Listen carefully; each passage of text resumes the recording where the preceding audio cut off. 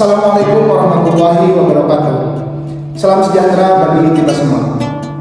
Alhamdulillahirabbil alamin. Wa bihi nasta'inu ala umuri dunya waddin. Wassalatu wassalamu ala asrofil anbiya'i wal mursalin wa ala alihi wa sahbihi ajmain. Pada kesempatan kali ini saya akan membahas mengenai ekonomi pembangunan Islam dengan subtema peran keuangan sosial Islam dalam pembangunan sebagai upaya untuk mewujudkan kesejahteraan masyarakat. Konsep keuangan sosial Islam. Lalu, bagaimana konsep keuangan sosial Islam itu sendiri? Keuangan sosial Islam umumnya didefinisikan sebagai instrumen keuangan sosial yang sesuai dengan prinsip syariah, yaitu bebas dari riba dan berbagai risiko dalam pelaksanaannya, yang bertujuan untuk mencapai kemaslahatan umat. Instrumen-instrumen ini diantaranya adalah zakat, infak, sedekah, dan wakaf. Berdasarkan definisi tersebut, keuangan sosial Islam merupakan sebuah pendekatan dalam berinvestasi dan mengelola dana tertentu dengan tujuan menyelesaikan permasalahan dan tantangan ekonomi melalui aktivitas kegiatan operasionalnya berdasarkan aturan Al-Quran dan hadis atau sunnah yang bertujuan untuk membangun tatanan sosial ekonomi yang berdasarkan pada prinsip keadilan dan kesejahteraan. Konsep keuangan sosial Islam merupakan bagian dari perintah Allah Subhanahu wa taala untuk mendistribusikan harta kekayaan yang kita miliki kepada orang lain yang berhak. Hal ini sesuai dengan firman Allah pada Quran surat Al-Hasyr ayat 7 yang artinya apa saja harta rampasan bai'ah yang diberikan Allah kepada Rasulnya dari harta benda yang berasal dari penduduk kota-kota, maka adalah untuk Allah, untuk Rasul, kaum kerabat, anak-anak yatim, orang-orang miskin, dan orang-orang yang dalam perjalanan, supaya harta itu jangan beredar di antara orang-orang kaya saja di antara kamu. Apa yang diberikan Rasul kepadamu, maka terimalah, dan apa yang dilarangnya bagimu, maka tinggalkanlah. Dan bertakwalah kepada Allah, sesungguhnya Allah keras hukumannya. Berbeda dengan sistem keuangan sosial konvensional yang mempunyai dasar hukum atau aturan berdasarkan ketentuan hukum secara umum yang berlaku, lalu berorientasi pada keuntungan baik dalam bentuk kepuasan, utility maupun laba. Instrumen yang dipakai hanya menggunakan dana CSR perusahaan konvensional saja. Dananya dikeluarkan oleh semua perusahaan, baik yang memproduksi produk halal maupun non halal. Kegiatan pengumpulan, pengolahan, dan pendistribusian dana menggunakan bunga dan mengandung unsur judi dalam kegiatan investasinya. Lalu ada konsep pembangunan ekonomi. Pembangunan dalam pandangan ekonomi sering dikaitkan dengan pertumbuhan ekonomi serta kesejahteraan. Definisi pembangunan dalam ekonomi konvensional adalah pembangunan kemakmuran ekonomi negara atau suatu daerah yang bertujuan pada kesejahteraan penduduk atau masyarakat. Sementara itu, Islam memandang bahwa pembangunan ekonomi adalah integrasi antara pembangunan ekonomi yang berfokus pada aspek material dengan keberadaan spiritual dan moral. Pembangunan ekonomi erat kaitannya dengan kemiskinan dan pengangguran.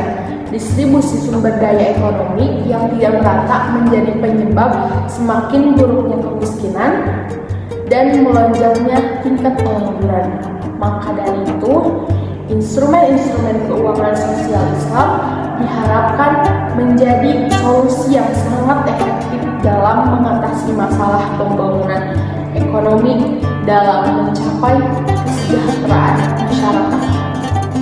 Instrumen keuangan sosial Islam. Pertama ada zakat. Menurut Undang-Undang Nomor 23 Tahun 2011 tentang pengelolaan zakat, zakat merupakan sebagian kecil harta seorang muslim yang wajib dikeluarkan dari sebagian harta lainnya untuk diberikan kepada orang-orang yang berhak.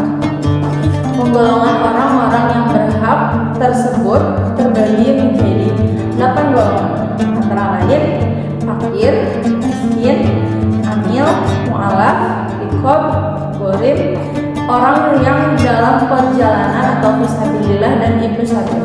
Seorang muzaki atau seseorang yang wajib mengeluarkan zakat memiliki beberapa syarat, diantaranya seorang muslim, merdeka, dewasa, berakal, dan yang memiliki kekayaan dalam jumlah tertentu dengan syarat tertentu.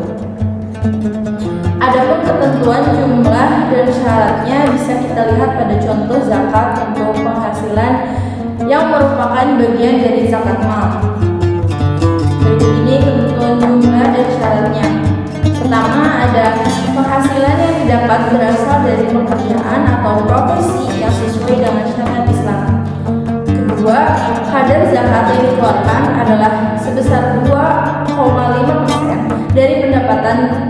Ketiga, penghasilan minimal untuk menunaikan zakat adalah pendapatan sebesar Rp6.828.806 per bulan.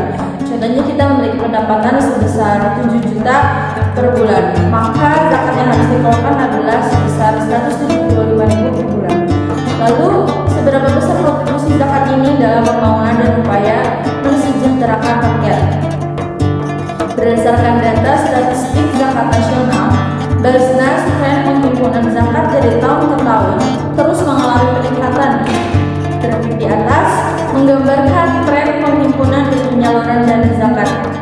Alokasi dana zakat nasional tersebut didistribusikan kepada bidang-bidang, diantaranya sosial kemanusiaan, pendidikan, ekonomi, dakwah, dan kesehatan.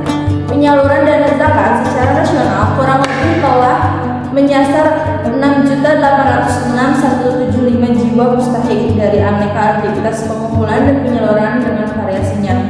Kerja-kerja zakat termasuk organisasi-organisasi pengelolanya berupa untuk mencapai tujuan dari zakat, yaitu dalam mensejahterakan masyarakat, khususnya para mustahik atau orang-orang yang berhak atas zakat. Pengelolaan zakat secara umum dilakukan melalui program-program dan kegiatan yang jika dikelompokkan ke dalam bidang-bidangnya berupa program santunan atau layanan bantuan langsung yang bersifat konsumtif. Lalu untuk program produktifnya terdiri dari program pendidikan, program kesehatan, program pemberdayaan masyarakat, dan ekonomi masyarakat. Jadi dari pembahasan tersebut bisa kita simpulkan bahwa pengaruh zakat dalam pembangunan dan upaya mensejahterakan rakyat sangatlah besar. Instrumen keuangan sosial berikutnya adalah wakaf. Wakaf merupakan kegiatan menyerahkan sebagian kepemilikan harta wakif untuk diambil manfaatnya dalam jangka waktu yang ditentukan atau selamanya sesuai ketentuan syariah untuk beribadah atau diperuntukkan untuk kesejahteraan umum. Secara umum tidak terdapat ayat Al-Quran yang menerangkan konsep wakaf secara konkret tekstual, tetapi beberapa ulama mendefinisikan wakaf sebagai al-khair atau kebaikan. Wakaf diumpamakan sebagai sebuah sedekah yang kekal penggunaannya dan abadi manfaatnya, karena itu kekal pula pahala yang mengalir kepada si pembelinya selama sedekah tersebut dimanfaatkan meski pemberinya telah meninggal dunia. Peran wakaf produktif dalam mensejahterakan rakyat Indonesia. Wakaf merupakan sarana utama dalam pendistribusian aset atau kekayaan umat dan bersifat publik. Melalui wakaf diharapkan sumber-sumber ekonomi tidak hanya konsentrasi pada orang kaya saja, tapi juga memungkinkan distribusi kepada sebagian kalangan yang sangat membutuhkannya. Dalam Islam, wakaf merupakan doktrin agama, sedangkan dalam perekonomian wakaf merupakan sarana yang signifikan mewujudkan kesejahteraan. Deputi Gubernur Bank Indonesia menyatakan wakaf akan dijadikan instrumen dapat mendukung pengembangan ekonomi dan upaya dalam mensejahterakan masyarakat di negara. Anggota organisasi kerjasama Islam (OKI). Terlebih lagi, ekonomi dan keuangan Islam merupakan bagian dari ekonomi internasional dan ekosistem pasar keuangan global.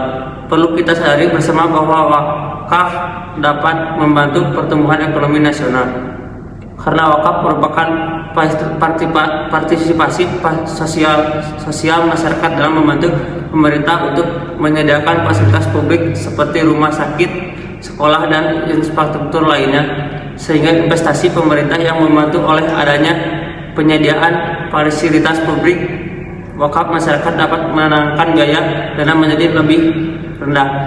Urgensi dalam keuangan sosial Islam, masalah moral, meski kemiskinan, pengangguran, dan kemerdekaan kesejahteraan menjadi faktor-faktor peran keuangan sosial Islam ini harus selalu dioptimalkan. Dengan pengoptimalan keuangan sosial Islam diharapkan dapat mengatasi berbagai masalah-masalah tersebut.